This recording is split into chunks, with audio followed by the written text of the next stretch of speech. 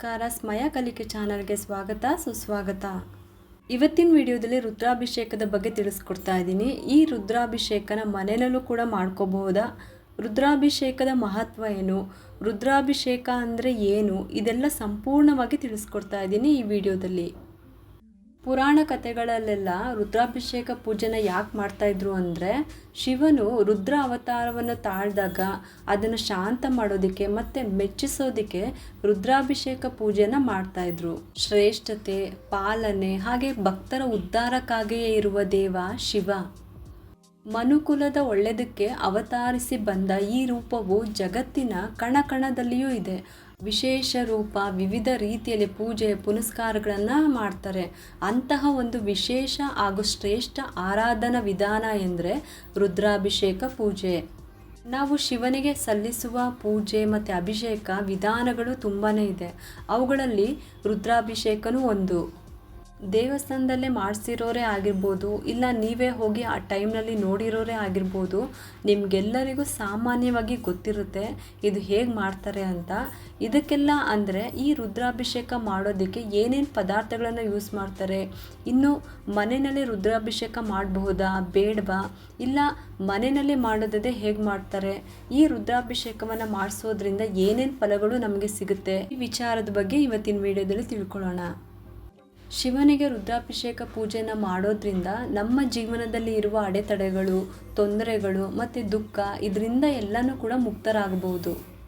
ರುದ್ರಾಭಿಷೇಕವನ್ನು ಮಾಡಿಸೋದ್ರಿಂದ ಆ ವ್ಯಕ್ತಿಯ ಜೀವನದಲ್ಲಿ ಅಥವಾ ಆ ವ್ಯಕ್ತಿಯ ಜಾತಕದಲ್ಲಿ ರಾಹುದೋಷ, ಪಿತೃದೋಷ ಹೀಗೆ ಯಾವುದೇ ರೀತಿ ದೋಷಗಳು ನಿವಾರಣೆ ಆಗುತ್ತೆ. ದೀರ್ಘಕಾಲದಿಂದ ಆರೋಗ್ಯ ಸಮಸ್ಯೆಯಿಂದ ಬಳಲ್ತಾ ಇದ್ದರೆ ಅದು ಕೂಡ ನಿವಾರಣೆ ಆಗುತ್ತೆ.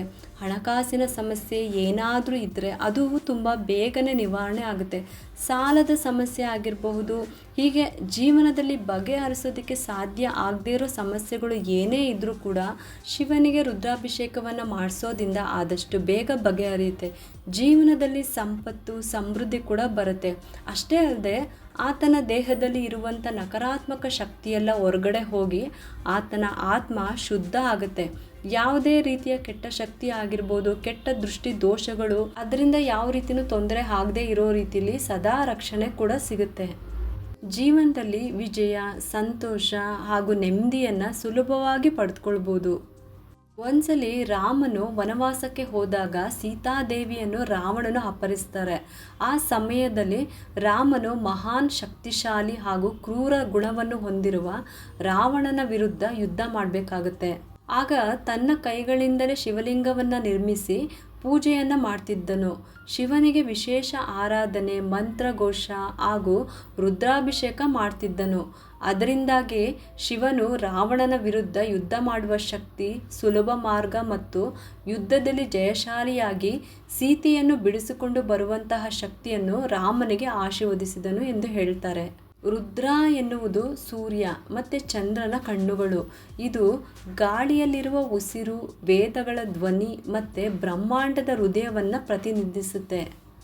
ಭೋಲೆನಾಥ್, ನೀಲಕಂಠ, ಮಹಾದೇವ, ನಟರಾಜ ಸೇರಿದಂತೆ ಶಿವನಿಗೆ ವಿವಿಧ ಹೆಸರುಗಳಿಂದ ಕರೆಯುತ್ತಾರೆ. ಇಂತಹ ವಿಶೇಷ ನಾಮಗಳಲ್ಲಿ ರುದ್ರ ಎನ್ನುವುದು ಒಂದು. ರುದ್ರ ಎಂದರೆ ರೌದ್ರ ಎನ್ನುವ ಅರ್ಥ. ಇದು ಶಿವನ ವಿಧ್ವಂಸಕ ರೂಪವನ್ನು ಕೇಂದ್ರೀಕರಿಸುತ್ತೆ.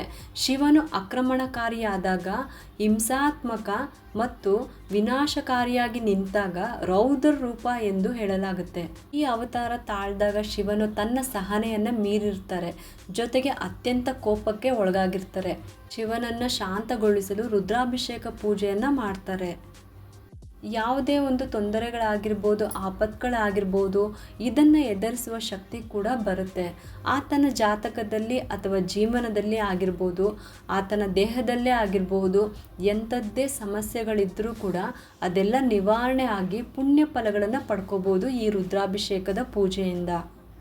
ಕೆಲವೊಬ್ಬರು ಏನಾದರೂ ಸಮಸ್ಯೆ ಇದೆ ಅಂತ ತಮ್ಮ ಜಾತಕವನ್ನು ಜ್ಯೋತಿಷ್ಯಗಳ ಹತ್ತಿರ ತೋರಿಸಿದಾಗ ಅವರು ಮೊದಲನೇದಾಗಿ ಹೇಳೋದೇ ಶಿವನಿಗೆ ರುದ್ರಾಭಿಷೇಕವನ್ನು ಮಾಡಿಸಿ ಅಂತ. ಒಂದು 3 ಸೋಮವಾರ ಅಥವಾ ಪ್ರದೋಷದ ದಿನಗಳಲ್ಲಿ ಅಥವಾ ಅಮಾವಾಸ್ಯೆ ಸೋಮವಾರ ಬಂದಿದ್ದರೆ ಅಂಥ ದಿನ ಈ ರೀತಿ ರುದ್ರಾಭಿಷೇಕವನ್ನು ಮಾಡಿಸ್ಬೇಕು. ಆಗ ನಮಗೆ ತುಂಬಾ ಒಳ್ಳೆಯದಾಗುತ್ತೆ. ಮಾಡಿಸೋದಕ್ಕೆ ಆಗೋದಿಲ್ಲ ಅಂತ ಅನ್ನೋರು ಆ ಅಭಿಷೇಕವನ್ನು ಕುತ್ಕೊಂಡು ನೋಡಿ ಆ ಸಮಯದಲ್ಲಿ ಪ್ರಾರ್ಥನೆ ಮಾಡೋದ್ರಿಂದ ಸಾಕಷ್ಟು ದೋಷಗಳು ಪರಿಹಾರ ಆಗುತ್ತೆ. ಈ ಒಂದು ರುದ್ರಾಭಿಷೇಕವನ್ನು ಶಿವನಿಗೆ ಮಾಡಿಸೋದ್ರಿಂದ ಶಿವ ಬೇಗನೆ ಸಂತೃಪ್ತರಾಗ್ತಾರೆ.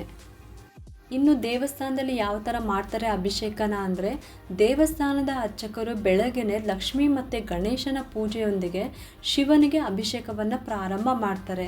ಶಿವಲಿಂಗವನ್ನು ವೈದಿಕ ಮಂತ್ರಗಳಿಂದ ಹೇಳ್ತಾ ನೀರಿನಿಂದ ತೊಳಿತಾರೆ. ಆನಂತರ ರುದ್ರ ಸೂಕ್ತವನ್ನು ನಿರಂತರವಾಗಿ ಪಠನೆ ಮಾಡ್ತಾ ಹಸುವಿನ ಹಾಲು, ಎಳ್ನೀರು, ಅಕ್ಕಿ ಹಿಟ್ಟು, ಸಕ್ಕರೆ, ತುಪ್ಪ, ಮೊಸರು, ಜೇನುತುಪ್ಪ, ಕಬ್ಬಿನ ಹಾಲು ಅಂದರೆ ಕಬ್ಬಿನ ರಸ ಇದನ್ನು ಉಪಯೋಗಿಸ್ಕೊಂಡು ಅಭಿಷೇಕವನ್ನು ಮಾಡ್ತಾರೆ. ಅಭಿಷೇಕವನ್ನು ಮಾಡ್ತಾ ರುದ್ರ ಸೂಕ್ತವನ್ನು ಪಠನೆ ಮಾಡ್ತಾನೆ ಇರ್ತಾರೆ. ರುದ್ರ ಸೂಕ್ತ ಪಠನೆಯೊಂದಿಗೆ ಅಭಿಷೇಕವನ್ನು ಮಾಡ್ತಾರೆ. ಅಭಿಷೇಕ ಎಲ್ಲ ಆದಮೇಲೆ ತಾವರೆ ಹೂಗಳಿಂದ, ಮಲ್ಲಿಗೆ ಹೂಗಳಿಂದ ಶಿವಲಿಂಗವನ್ನು ಅಲಂಕಾರ ಮಾಡ್ತಾರೆ. ಅದ್ರ ಜೊತೆಗೆ ಪ್ರಿಯವಾದಂಥ ಬಿಲ್ವಪತ್ರೆಗಳಿಂದ ಅಷ್ಟೋತ್ತರ ಹೇಳ್ತಾರೆ. ರುದ್ರಾಭಿಷೇಕದ ನಂತರ ಕಮಲದ ಹೂವಿನಿಂದ ಶಿವಲಿಂಗವನ್ನು ಅಲಂಕಾರ ಮಾಡ್ತಾರೆ. ಇದರೊಟ್ಟಿಗೆ ಶಿವನಿಗೆ ಇಷ್ಟವಾಗುವ ಬಿಲ್ಪತ್ರೆಯನ್ನು ಅರ್ಪಿಸ್ತಾರೆ. ಈ ವಿಧಿವಿಧಾನಗಳ ನಂತರ 108 ದೀಪಗಳ ಮೂಲಕ ದೀಪದ ಆರತಿಯನ್ನು ಮಾಡ್ತಾರೆ. ಇಷ್ಟೆಲ್ಲ ಆದಮೇಲೆ ಬಂದಿರುವಂಥ ಭಕ್ತಾದಿಗಳಿಗೆ ಮಂಗಳಾರತಿಯನ್ನು ಕೊಟ್ಬಿಟ್ಟು ಪ್ರಸಾದವನ್ನು ಕೊಡ್ತಾರೆ. ಅದ್ರ ಜೊತೆಗೆ ಅಭಿಷೇಕ ಮಾಡಿರೋ ಹಾಲನ್ನು ಕೂಡ ಕೊಡ್ತಾರೆ. ಮನೆಗೆ ತೊಗೊಂಡು ಹೋಗ್ಬೋದು. ಇದು ರುದ್ರಾಭಿಷೇಕ ಮಾಡುವಂಥ ವಿಧಾನ. ಇದೆಲ್ಲನೂ ನಾವು ಮನೆಯಲ್ಲಿ ಮಾಡೋದಕ್ಕೆ ಸಾಧ್ಯ ಆಗುತ್ತಾ? ನೀವೇ ಯೋಚನೆ ಮಾಡಿ. ಇದಕ್ಕೋಸ್ಕರನೇ ಆದಷ್ಟು ದೇವಸ್ಥಾನದಲ್ಲಿ ಮಾಡಿಸಿದ್ರೆ ಒಳ್ಳೆಯದು. ಮನೆಯಲ್ಲಿ ಅಭಿಷೇಕ ಮಾಡೋರು ಸೋಮವಾರ ಕೂಡ ಅಭಿಷೇಕವನ್ನು ಮಾಡ್ಬೋದು. ನೀರಿನಿಂದ, ಹಾಲಿನಿಂದ ಅಭಿಷೇಕ ಮಾಡ್ಬೋದು. ಮನೆಯಲ್ಲಿ ಆರೋಗ್ಯ ಸಮಸ್ಯೆ ಯಾರಿಗಾದ್ರೂ ಕಾಡ್ತಾ ಇದ್ದರೆ ಅವರ ಹೆಸರನ್ನ ಹೇಳಿಕೊಂಡು ಬೇಗ ಅವರ ಆರೋಗ್ಯ ಸುಧಾರಿಸಲಿ ಅಂತ ಹೇಳಿ ಪ್ರಾರ್ಥಿಸಿ ಪೂಜೆ ಮಾಡ್ಬೋದು. ಇದಿಷ್ಟೇ ಅಲ್ಲದೆ ಹೆಚ್ಚಾಗಿ ಶಿವ ಪೂಜೆ ಮಾಡೋದ್ರಿಂದ ಲಕ್ಷ್ಮಿಯನ್ನು ಸುಲಭವಾಗಿ ಒಲಿಸ್ಕೊಳ್ಬೋದು. ಶಿವನಿಗೆ ತಾವರೆ ಹೂಗಳನ್ನು ಅರ್ಪಿಸಿ ನಾವು ಪ್ರಾರ್ಥನೆ ಮಾಡೋದ್ರಿಂದ, ಪೂಜೆ ಮಾಡೋದ್ರಿಂದ ಲಕ್ಷ್ಮೀ ದೇವಿ ಕೂಡ ಸಂತೃಪ್ತರಾಗ್ತಾರೆ. ಅವರ ಸಂಪೂರ್ಣ ಆಶೀರ್ವಾದದಿಂದ ಹಣಕಾಸಿನ ಸಮಸ್ಯೆ ಕೂಡ ದೂರ ಆಗುತ್ತೆ. ಇದಕ್ಕೋಸ್ಕರನೇ ಲಕ್ಷ್ಮಿನ ಒಲಿಸ್ಕೋಬೇಕು ಅಂದರೆ ಹೆಚ್ಚಾಗಿ ಶಿವ ಪೂಜೆಯನ್ನು ಮಾಡಬೇಕು. ಅಷ್ಟೇ ಅಲ್ಲದೆ ಸೋಮವಾರ ಕೆಲವೊಂದು ಕೆಲಸಗಳನ್ನು ನಾವು ಮಾಡಬಾರ್ದು. ಅದರಿಂದನೂ ಕೂಡ ನಮ್ಮ ಹಣಕಾಸಿನ ಸಮಸ್ಯೆ ಆಗಿರ್ಬೋದು. ತುಂಬ ಜನ ಹೇಳ್ತಾರೆ ತುಂಬಾ ಸೋಮಾರಿತನ ಕಾಡ್ತಾ ಇದೆ, ನಮಗೆ ಯಾವ ಕೆಲಸ ಮಾಡೋದಕ್ಕೂ ಕೂಡ ಮನಸ್ಸೇ ಬರ್ತಾ ಇಲ್ಲ ಅಂತ. ಇಂಥ ಒಂದು ಸೋಮಾರಿತನೂ ಕೂಡ ಹೋಗುತ್ತೆ. ಯಾವ ವ್ಯಕ್ತಿಯ ಕುಂಡಲಿಯಲ್ಲಿ ರಾಹು ದೋಷ, ಪಿತೃದೋಷ ಸೇರಿದಂತೆ ವಿವಿಧ ದೋಷಗಳಿಗೆ ಹಾಗೂ ತೊಂದರೆಗಳಿಗೆ ಪರಿಹಾರ ಕೂಡ ನೀಡುತ್ತೆ. ಜೀವನದಲ್ಲಿ ಸಾಕಷ್ಟು ಪುಣ್ಯ ಫಲಗಳನ್ನು ಪಡ್ಕೋಬೋದು. ಇನ್ನು ತುಂಬ ಜನ ಸೋಮವಾರದ ದಿನ ಉಪವಾಸವನ್ನು ಮಾಡ್ತಾರೆ. ಕೆಲವರು ಅನ್ನ ತಿನ್ನೋದಿಲ್ಲ, ಕೆಲವರು ಒಂದಷ್ಟು ತರಕಾರಿಗಳನ್ನು ತಿನ್ನೋದಿಲ್ಲ. ಈ ರೀತಿ ಅವರದ್ದೇ ಆದಂಥ ನಿಯಮಗಳನ್ನು ಪಾಲಿಸ್ಕೊಂಡು ಬರ್ತಾ ಇರ್ತಾರೆ. ಇದೆಲ್ಲ ಒಳ್ಳೆಯದೇ. ಆದರೆ ಸೋಮವಾರ ನಾನ್ ವೆಜ್ಜನ್ನು ತಿನ್ನಬಾರ್ದು, ಜೊತೆಗೆ ಅನ್ನವನ್ನು ತಿನ್ನಬಾರ್ದು. ತುಂಬ ಜನ ಉಪವಾಸ ಮಾಡ್ತೀರಾ ಪೂರ್ತಿ ದಿನ. ಉಪವಾಸ ಮಾಡೋದಕ್ಕೆ ಆಗಲ್ಲ ಅನ್ನೋರು ಒಂದೊತ್ತು ಸಂಕಲ್ಪ ಮಾಡಿಕೊಂಡು ಉಪವಾಸವನ್ನು ಆಚರಣೆ ಮಾಡ್ಬೋದು. ಇನ್ನು ಯಾರಿಗೆ ತುಂಬ ಸೋಮಾರಿತನ ಕಾಡ್ತಾ ಇದೆ ಅಂಥವರು ಸೋಮವಾರ ಅನ್ನ ತಿನ್ನೋದನ್ನು ಬಿಟ್ಬಿಡಿ. ಆ ದಿನ ಚಪಾತಿನೋ, ರೊಟ್ಟಿನೋ, ಉಪ್ಪಿಟ್ಟು, ಅವಲಕ್ಕಿನೋ ಈ ಥರದ್ದೆಲ್ಲ ಮಾಡಿಕೊಂಡು ತಿನ್ನೋವಂಥ ರೂಢಿನ ಮಾಡ್ಕೊಳ್ಳಿ. ನೀವೊಂದು 5 ಸೋಮವಾರ ಇದೇ ಥರ ಮಾಡ್ತಾ ಬಂದರೆ ಖಂಡಿತವಾಗ್ಲೂ ಸಾಕಷ್ಟು ಬದಲಾವಣೆಗಳು ಆಗುತ್ತೆ. ನಮ್ಮಲ್ಲಿರುವ ನಕಾರಾತ್ಮಕ ಶಕ್ತಿ ಹೊರಗಡೆ ಹೋಗಿ ಸಕಾರಾತ್ಮಕ ಶಕ್ತಿ ಹೆಚ್ಚಾಗುತ್ತೆ. ನಾವು ಪಾದರಸದಂತೆ ಎಲ್ಲ ಒಳ್ಳೆ ಚಟುವಟಿಕೆಗಳಲ್ಲಿ ಇರ್ತೀವಿ. ನಿಮ್ಮಲ್ಲಿ ಈ ಥರ ಪಾಸಿಟಿವ್ ಆಗಿ ಆಗ್ತಾ ಇದೆ ಅಂದರೆ ಇದೆಲ್ಲ ಜೀವನ ಪರ್ಯಂತ ಮುಂದುವರಿಸ್ಕೊಂಡು ಬನ್ನಿ. ಎಷ್ಟೋ ಜನ ವಯಸ್ಸಾಗಿದ್ರು ಕೂಡ ಆರೋಗ್ಯವಾಗಿರ್ತಾರೆ. ನಾವು ಶಿವನ ಉಗ್ರ ರೂಪವನ್ನು ರೌದ್ರ ಅನ್ನೋ ಹೆಸರಿನಿಂದ ಕರಿತೀವಿ. ರೌದ್ರವನ್ನು ರುದ್ರ ಎನ್ನೋ ಹೆಸರಿನಿಂದ ಕೂಡ ಕರಿತೀವಿ. ಹಾಗೆಯೇ ರುದ್ರನಿಗೆ ಮಾಡುವ ಅಭಿಷೇಕವನ್ನು ರುದ್ರಾಭಿಷೇಕ ಅಂತ ಕೂಡ ಹೇಳ್ತೀವಿ. ಅಂದರೆ ಕೆಟ್ಟದರ ಜೊತೆಗೆ ಹೋರಾಡುವಾಗ ಶಿವ ರೌದ್ರ ರೂಪವನ್ನು ತಾಳ್ತಾರೆ. ಹಾಗೆ ಶಿವನನ್ನು ಶಾಂತ ಮಾಡುವ ಸಲುವಾಗಿ ಶಿವನಿಗೆ ಅಭಿಷೇಕವನ್ನು ಮಾಡಲಾಗುತ್ತೆ. ಅದೇ ರುದ್ರನಿಗೆ ಮಾಡುವ ಅಭಿಷೇಕ ರುದ್ರಾಭಿಷೇಕ.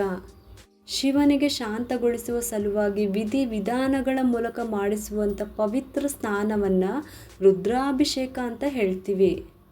ಈ ಒಂದು ರುದ್ರಾಭಿಷೇಕವನ್ನು ಮಾಡಿಸಿ ಯಾರು ಏನೇ ಬೇಡ್ಕೊಂಡ್ರೂ ಕೂಡ ಶಿವ ಅದನ್ನು ಕರುಣಿಸ್ತಾರೆ. ಯಾರಿಗೆಲ್ಲ ಜೀವನದಲ್ಲಿ ನೆಮ್ಮದಿನೇ ಇಲ್ಲ, ಸುಖ ಇಲ್ಲ, ಬರೀ ದುಃಖನೇ ಇದೆ ಅಂದರೆ 3 ಸೋಮವಾರ ಅಥವಾ 3 ಅಮಾವಾಸ್ಯೆಗಳಲ್ಲಿ ಅಥವಾ ಪ್ರದೋಷಗಳಲ್ಲಿ ಶಿವನಿಗೆ ರುದ್ರಾಭಿಷೇಕವನ್ನು ಮಾಡಿಸ್ತಾ ಬನ್ನಿ. ಖಂಡಿತವಾಗಲೂ ಸಾಕಷ್ಟು ಬದಲಾವಣೆಗಳಾಗುತ್ತೆ ನಿಮ್ಮ ಜೀವನದಲ್ಲಿ ಬದಲಾವಣೆ ಆಗ್ತಾ ಇದೆ ಅಂತ ಅಂದರೆ 3 ಸಲ ಅಭಿಷೇಕವನ್ನು ಮಾಡಿಸಿದ ನಂತರ ಪ್ರದೋಷ ಪೂಜೆಗಳನ್ನು ಮಾಡಿಸ್ಬೇಕು. ಸಾಮಾನ್ಯವಾಗಿ ಎಲ್ಲ ದೇವಸ್ಥಾನದಲ್ಲೂ ಕೂಡ ಮಾಡ್ತಾರೆ. ಅಲ್ಲಿ ನೀವು ಕೂಡ ಹೋಗಿ ಸಾಮೂಹಿಕವಾಗಿ ಸೇವೆನ ಸಲ್ಲಿಸ್ಬೋದು. ಆರೋಗ್ಯ, ಸಂಪತ್ತು ಮತ್ತು ಸಂತೋಷವು ಹೆಚ್ಚಾಗುತ್ತೆ ಈ ರುದ್ರಾಭಿಷೇಕ ಪೂಜೆಯನ್ನು ಮಾಡಿಸೋದ್ರಿಂದ. ಅಲ್ಲದೆ ಶತ್ರುನಾಶ, ನಕಾರಾತ್ಮಕ ಶಕ್ತಿ ಮತ್ತು ದುಷ್ಟರ ವಿರುದ್ಧ ರಕ್ಷಣೆ ಕೂಡ ನಮಗೆ ಸಿಗುತ್ತೆ. ಇಷ್ಟೊತ್ತು ತಿಳ್ಕೊಂಡ್ರಿ ಅಲ್ವಾ ರುದ್ರಾಭಿಷೇಕ ಅಂದರೆ ಏನು, ರುದ್ರಾಭಿಷೇಕ ಮಾಡಿಸೋದ್ರಿಂದ ನಮ್ಮ ಜೀವನದಲ್ಲಿ ಏನೇನು ಫಲಗಳು ಸಿಗುತ್ತೆ ಅಂತ. ನಿಮಗೆ ಈ ವಿಡಿಯೋ ಏನಾದರೂ ಇಷ್ಟ ಆದರೆ ಒಂದು ಲೈಕ್ ಮಾಡಿ, ಶೇರ್ ಮಾಡಿ ಮತ್ತು ಸಬ್ಸ್ಕ್ರೈಬ್ ಮಾಡಲು ಮರಿಬೇಡಿ. ನೀವು ಮಾಡೋ ಒಂದು ಸಬ್ಸ್ಕ್ರೈಬಿಂದ ನಮ್ಮಂತಹ ಸಣ್ಣ ಸಣ್ಣ ಚಾನಲ್ಸ್ಗೆ ಒಂದು ಸಪೋರ್ಟ್ ಮಾಡ್ದಂಗೆ ಆಗುತ್ತೆ. ಮತ್ತೆ ಸಿಗ್ತೀನಿ ಮುಂದಿನ ಹೊಸ ವಿಡಿಯೋದೊಂದಿಗೆ ಅಂತ ಹೇಳುತ್ತಾ ಈ ವಿಡಿಯೋನ ಮುಗಿಸ್ತಾ ಇದ್ದೀನಿ. ಓಂ ನಮಃ ಶಿವಾಯ.